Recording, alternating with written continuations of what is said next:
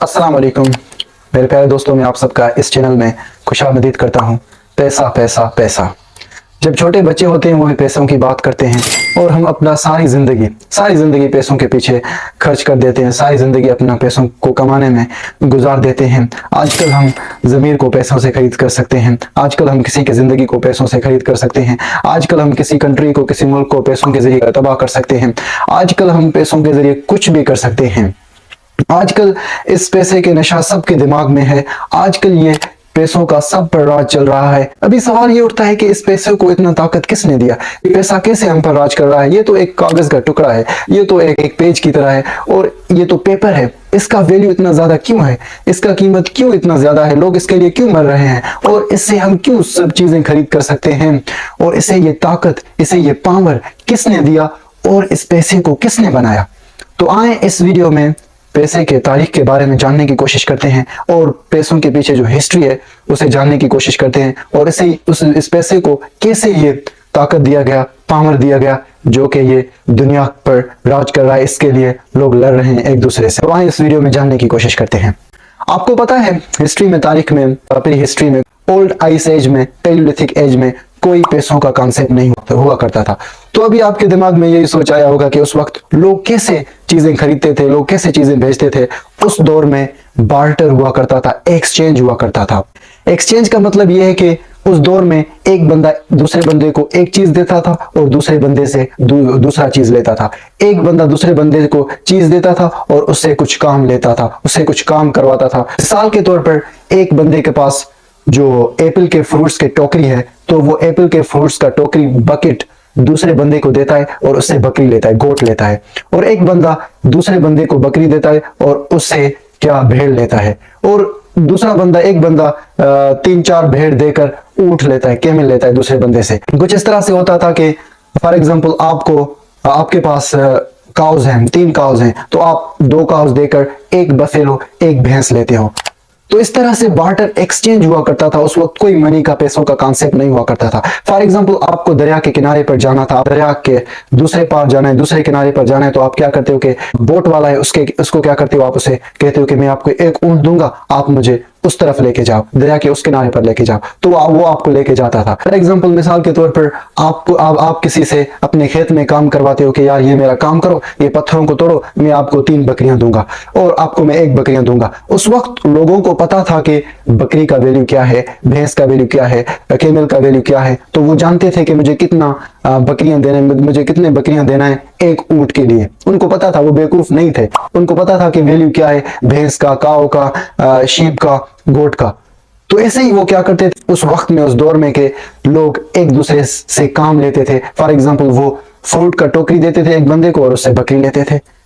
मिसाल के तौर पर आज हम कह सकते हैं इस दौर में कि आपके पास मोबाइल है, आप अपना मोबाइल मुझे दे दो, मैं आपको लैपटॉप दूंगा। आप अपना लैपटॉप मुझे दे दो, मैं आपको कार दूंगा। आप मुझे गंदम दो, मैं आपको चावल दूंगा। आप मुझे पानी दो, मैं आपको केले दूंगा। मीन्स आप मुझे कुछ चीज दो, मैं उसके बदले में आपको दूसरा चीज दूंगा। तो ऐसे ही फॉर एग्जांपल, आप मुझे कहते हो कि मेरा राइटिंग करो यार, मुझे ये टॉपिक पे लिख के दो, आइडियाज दो, मैं आपको आज चाय पिलाऊंगा। तो ऐसे ही उनसे कुछ काम लिया जाता था और उनको कुछ और चीज दिया जाता था उस काम के बदले में। तो ये से बार्टर होता था, एक्सचेंज होता था। फिर उसके बाद ये एक्सचेंजिंग बहुत डिफिकल्ट था क्योंकि लोगों को भैंस, बकरियां, ये सारी चीजें दूसरी, फॉर एग्जांपल अगर वो बाहर रीजन में, दूसरे इलाके में जाते थे तो उनको खुद के साथ में लेके जाते थे, तो वो बहुत वजनी थे, तो उनको बहुत डिफिकल्ट होता था दूसरे इलाकों की तरफ उन बकरियों को, उन कैमल्स को, ऊंटों को ले जाना उधर और उधर एक्सचेंज करना। ये 2000 बीसी और 2500 बीसी का दौर था, प्री हिस्ट्री, जिसमें ये बार्टर की हुआ करता था।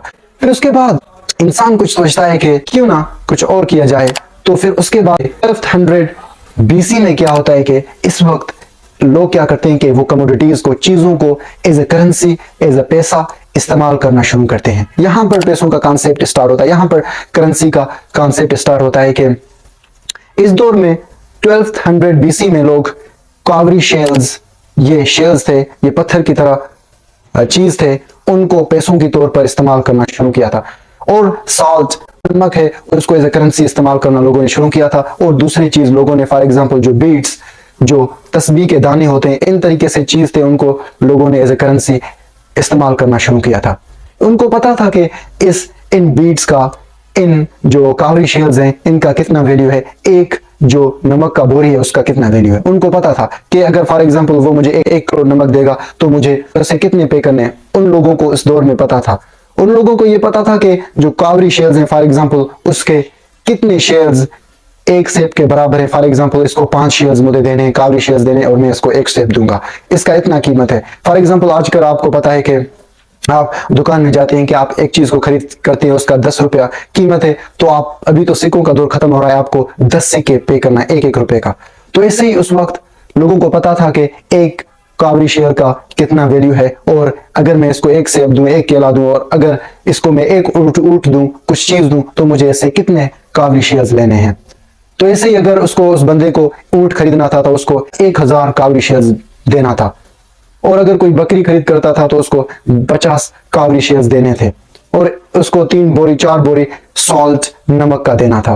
तो ऐसे ही फिर लोगों ने क्या किया कि चांदी को भी उन्होंने इस्तेमाल करना शुरू किया कि वो चांदी देते थे और कुछ और खरीदते थे, और उन्होंने मीटल्स में चांदी और सोना उन्होंने इस्तेमाल करना शुरू किया एज ए करेंसी, कि वो चांदी देते थे, सोना देते थे, और वो चीजें खरीदते थे लोगों से, और वो कावरी शेयर इस्तेमाल करते थे। लेकिन मसला ये था कि कोई बंदा दूसरे इलाके की तरफ जाता था, उधर कुछ दूसरी चीजें खरीद करना चाहता था और अपनी चीजें बेचना चाहता था, तो कहीं कहीं जगह पर, कहीं इलाकों पर वो कावरी शेयर्स नहीं काम करते थे, वो एज ए करेंसी उनको नहीं माना जाता था।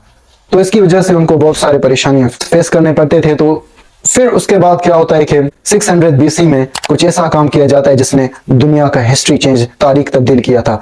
600 BC में क्या होता है कि लिदिया शहर जो कि अभी तुर्की में है, उसमें उसका जो बादशाह था उस वक्त ग्रीस का और था, उस वक्त जो ग्रीस का बादशाह था, ग्रीस किंगडम का बादशाह था अलियाटीज, उसने ये हुक्म दिया कि कॉइन बनाया जाए, कि सिक्का बनाया जाए, और ये सिक्का मीटल से बनाया जाए, सिल्वर और सोने से ये सिक्का बनाया जाए। फिर 600 सेंचुरी में लिदिया में लोगों ने सिल्वर और गोल्ड को मिक्स करके उन्होंने कॉइन बनाया था, और उस कॉइन पर बादशाह का पिक्चर्स लगाया था। जो भी बादशाह होते थे उनके पिक्चर्स लगाते थे, और उस पर जो वो खुदाओं को मानते थे, गॉड्स को जो मानते थे, उनके पिक्चर्स उनके ऊपर लगाते थे, छापते थे, और उनका कीमत उनके साइज, उनके वजन, उनके पिक्चर्स के मुताबिक उनका कीमत होता था, उनका वैल्यू होता था। एग्जाम्पल, अगर किसी सिक्के का वजन ज्यादा है उसका कीमत ज्यादा होता था, अगर वो बड़ा है तो उसका कीमत बड़ा होता था, अगर छोटा है और वजन कम है उसका तो उसका कीमत कम होता था, अगर उसके ऊपर खुदा का पिक्चर है उसका कीमत ज्यादा होता था, अगर उसके ऊपर किंग का पिक्चर है उसका कीमत थोड़ा कम होता था, और उन पर जो है ना उनका वैल्यू लिखा हुआ होता था। तो इससे लोगों को पता चलता था कि इस सिक्के का वैल्यू क्या है और इससे मैं क्या क्या खरीद कर सकता हूँ, जैसे आजकल के सिक्के हैं। तो फिर इस सिक्के के बाद क्या होता है कि ये सिक्के बहुत भारी होते थे, क्योंकि अगर आपको दूसरे कंट्री जाना होता था, उधर से आपको खरीद करना होता था दूसरे इलाके से, तो आपको बहुत सारे सिक्के अपने कंधे के ऊपर ले जाना पड़ता था, तो इसकी वजह से बहुत मुश्किल होता था।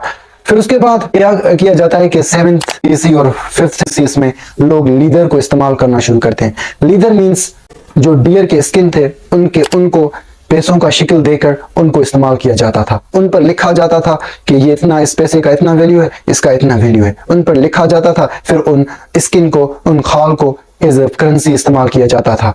फिर उसके बाद क्या होता है कि बिटवीन 700 AD एंड 800 AD इसमें चाइना में पहली मर्तबा पेपर मनी मीन्स कागज का पैसा बनाया जाता है, और ये कागज का पैसा मलबेरी ट्री का जो बार्क था, उसका जो छिलका था, उससे बनाया जाता है। और अभी आपके ज़हन में ये सवाल होगा कि ये कैसे काम कर रहा होगा, कि ये कैसे लोगों ने यकीन किया कि इस जो कागज है इसका कोई वैल्यू है। क्योंकि उस दौर में जब कोई बादशाह कोई चीज बनाता था तो उसको वो सपोर्ट करता था, उसके नीचे कुछ रखता था, मीन्स उसको किसी चीज के बुनियाद पर बनाता था, उसको किसी चीज से लिंक करता था। तो ऐसे ही उस दौर में जब चाइना में पैसा बनाया गया, कागज का पैसा बनाया गया, तो ये लोगों को बताया गया कि इसका अमाउंट, इसका कीमत किससे, सोने के साथ फिक्स्ड है, सोने के साथ लिंक्ड है, कि इस कागज का इतना कीमत है, अगर ये कागज आप दोगे, ये पैसे दो, आपको इतना सोना मिलेगा। तो ऐसे ही उसके पीछे क्या था, उनके पीछे सोने थे। और अगर ये आप कागज़ मुझे दोगे तो मैं आपको इतना सामान दूंगा, मैं आपको इतना सोना दूंगा।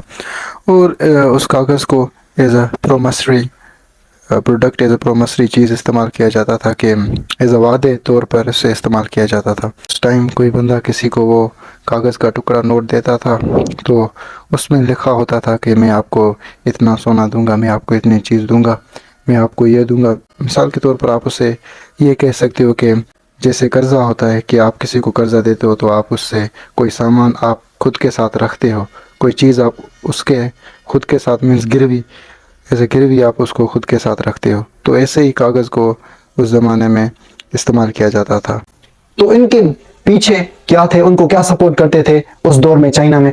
उसको सिल्वर मेटल्स सपोर्ट करते थे, मेटल सपोर्ट करते थे, और उसको दूसरी चीजें सपोर्ट करते थे। और लोग जानते थे कि इससे मैं क्या खरीद कर सकता हूं और इसका वैल्यू क्या है, इसका कीमत क्या है, इस कागज का कीमत क्या है और इससे मैं क्या हासिल कर सकता हूं। तो उसे वैसे लोगों को पता था और लोग जानते थे। तो ऐसे ही वहां पर जो कागज था वो भारी नहीं था और लोग इजीली इलाकों की तरफ जाते थे और वहां से इजीली खरीद करते थे, क्योंकि वो पैसा अपने गोद में डालते थे पॉकेट्स में और वो उधर चला जाते थे। फिर उसके बाद क्या होता है, जब पैसा मशहूर हुआ, फिर वेस्टर्न में कागज का कॉन्सेप्ट नहीं था। फिर उसके बाद क्या होता है कि जो मार्को पोलो, जो कि यूरोपियन ट्रेवलर था, जब वो चाइना आया था तो उसने ये कॉन्सेप्ट 13th सेंचुरी में ये वेस्टर्न में इंट्रोड्यूस किया था। और फिर लोग इस पर कागज पर यकीन नहीं कर रहे थे 13th सेंचुरी में, वेस्टर्न जो कंट्रीज है उसमें। फिर 17th सेंचुरी में उन्होंने यकीन करना शुरू किया और फिर ये कागज के नोट्स, ये जो पेपर के मनी, ये इस्तेमाल करना शुरू हुए और लोगों ने पेपर को एज ए करेंसी इस्तेमाल करना शुरू किया। उसके बाद क्या होता है कि 1944 में ब्रेटन वुड कॉन्फ्रेंस में, उसमें ब्रेटन वुड एग्रीमेंट में 44 से ज्यादा कंट्रीज एक साथ मिलते हैं और वो एक साथ आते हैं और वो डॉलर को एज इंटरनेशनल करेंसी बनाते हैं। मेटल को, सोने को एज स्टैंडर्ड यूज किया जाता है कि पैसों के पीछे सोने का मीन्स पैसे सोने के मुताबिक उनका वैल्यू फिक्स्ड होना चाहिए, कि पैसों का जो पैसे हैं उनका वैल्यू सोने के मुताबिक होना चाहिए। फॉर एग्जांपल अगर 1000 रुपए उसका सोने का वैल्यू इतना होना चाहिए।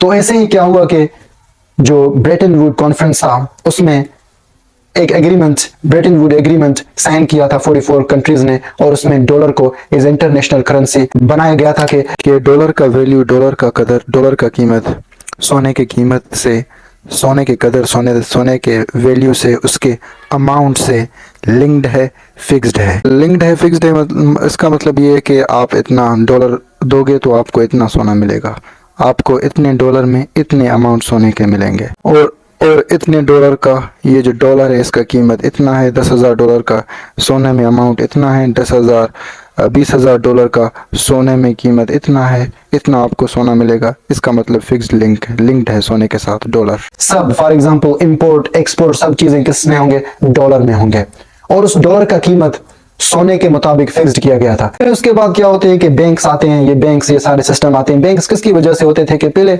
जब बेबीलोन में क्या होता था कि लोग अपने पैसे, बेबीलोन एंड रोमन्स में लोग अपने पैसे क्या करते थे कि वो जमीन के नीचे छुपाते थे, और अक्सर लोग टेंपल के नीचे छुपाते थे। और जो मंक्स थे, जो स्कॉलर्स थे, जो लोग उस टेंपल के ख्याल रखने वाले थे, ऑफिस थे, उनको कहा जाता था कि इन पैसों का ख्याल रखो, मैं आपको इतने पैसे दूंगा। क्योंकि उस दौर में रोमन्स एम्पायर में, इजिप्टियन एम्पायर में और इन दौर में क्या होता था कि उस दौर में लोग टेंपल पर यकीन रखते थे और उनके नीचे पैसे छुपाते थे, क्योंकि उनका बिलीफ यही होता था कि इधर से कोई चोरी नहीं कर सकता। तो ऐसे ही उनके नीचे पैसे छुपाते थे, और फिर जब जंग होता था तो लोग डायरेक्टली उसके नीचे जाते थे, क्योंकि टेंपल के नीचे ढूंढते थे चीजें, क्योंकि उनको पता था कि लोग टेंपल के नीचे पैसे छुपाते हैं। और उनके मुहाफिज को पैसा भी दिया जाता था, क्योंकि वो उसका ख्याल रखते थे, तो उनको पैसा भी दिया जाता था। तो ऐसे ही बैंक सिस्टम बनाया गया। फिर उसके बाद ये करेंसी, ये सारी चीजें बनाए गए। और फिर 1971 में फियाट सिस्टम आया, फियाट करेंसी सिस्टम आया। ये कुछ इस तरह से आया कि जो यूएस था, अमेरिका था, वो गोल्ड के प्रॉब्लम से गुजर रहा था, मेटल के प्रॉब्लम से गुजर रहा था, और वो उसने बहुत सारा कर्जा उठाया था। तो उसकी वजह से उसके प्रेसिडेंट ने, रिचर्ड ने, ये डिक्लेयर किया कि जो डॉलर है उसके पीछे कोई सोना कोई नहीं होगा। मींस उसका वैल्यू, उसका सब कुछ अकॉर्डिंग टू उसके डिमांड के मुताबिक होगा और इकोनॉमी के मुताबिक होगा, कि एक्सपोर्ट इंपोर्ट के मुताबिक होगा। जिस करेंसी का वैल्यू ज्यादा है, जिस करेंसी का डिमांड ज्यादा है, उसका वैल्यू ज्यादा होगा। और आजकल का जो करेंसी है, आजकल के जो आपके पैसे हैं, ये सिर्फ नोट्स हैं, इसके पीछे कोई गोल्ड कुछ भी नहीं है। बिलीव मी, इसका कोई वैल्यू नहीं है। सिर्फ आपको यकीन है कि इसका इतना अमाउंट है, इसका इतना डिमांड है, और इसका वैल्यू इसकी वजह से क्योंकि इसका डिमांड है। तो इस डिमांड की वजह से, क्योंकि ना जो शॉपकीपर है उसको पैसों की डिमांड है, जो जॉब करता है उसको पैसों की डिमांड है, जो सारे काम करता है उन सबको किसकी डिमांड है? इन पैसों की डिमांड है। तो इस डिमांड की वजह से इस पैसे की वैल्यू है। इसके पीछे कोई गोल्ड नहीं, इसके पीछे कोई सिल्वर, कुछ भी नहीं। इसके पीछे पहले ये गोल्ड के बुनियाद पर थे, लेकिन अभी इस कागज का कोई वैल्यू नहीं है। और फिर इसके बाद 20वीं सेंचुरी में दुनिया ही चेंज हो गया। अभी हम डेबिट कार्ड इस्तेमाल करते हैं, क्रेडिट कार्ड इस्तेमाल करते हैं, अभी हम एटीएम और बहुत सारे ऐसे टेक्नोलॉजीज इस्तेमाल करते हैं। अभी बिटकॉइन आया है, क्रिप्टो करेंसी आया है, और अभी मीन्स हम टेक्नोलॉजीज के जरिए पैसा पे करते हैं और पैसा लेते हैं। फॉर एग्जांपल हम किसी बैंक से डेट लेते हैं ऑनलाइन के जरिए, और ऑनलाइन के जरिए हम पैसा पे करते हैं, और सब कुछ अभी हम ऑनलाइन करते हैं। अभी डिजिटल करेंसी आया है। आजकल का जो मनी है वो डिजिटल मनी है, वर्चुअल मनी है। आगे ये करेंसी किसका शिकल इख्तियार करेगा, लेकिन आजकल आहिस्ता आहिस्ता ये जो कागज है, पेपर मनी है, ये भी आजकल खत्म हो रहा है, क्योंकि आजकल लोग टेक्नोलॉजीज को अडॉप्ट कर रहे हैं और वो ऑनलाइन वर्चुअल पेमेंट कर रहे हैं। तो ऐसे ही मुझे लगता है कि कुछ सालों के बाद ये पेपर मनी खत्म हो जाएगा। That's it all for today. Allah Hafiz.